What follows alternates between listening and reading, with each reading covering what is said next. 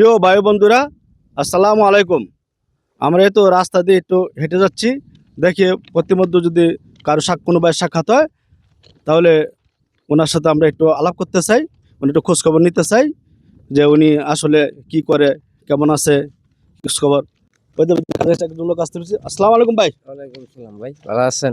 আচ্ছা, আলহামদুলিল্লাহ। ভাই আপনি কেমন আছেন? আল্লাহ রাখছে ভালোই ভাই। ও যাক। ভাই কি করেন? রাজমিস্ত্রির কাজ করি।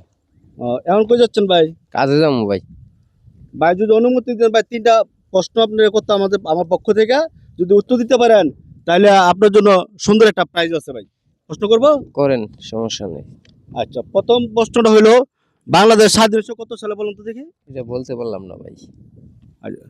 দ্বিতীয় প্রশ্ন হলো, আমাদের মুসলিম আদি পিতার নাম কি বলতে পারবেন?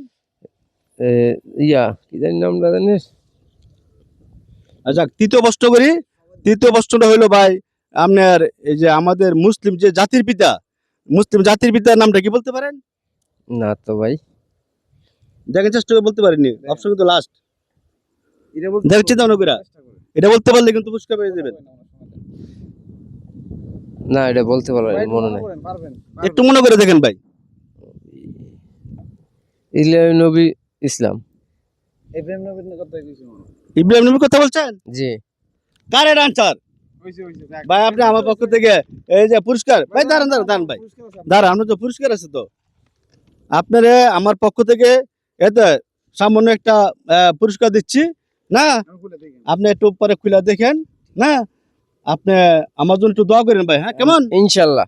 ঠিক আছে ভাই, খুশি তো ভাই? হ্যাঁ খুশি। হ্যাঁ, ঠিক আছে। তো আচ্ছা ভাই, আজকে এখানেই শেষ করলাম। পরবর্তী ভিডিও নিয়ে সামনে আপনাদের সামনে হয়তো হাজির হব। আপনাদের মধ্য থেকেও কেউ না কেউ একজন আমাদের এরকম পুরস্কার বিজয়ী হতে পারেন।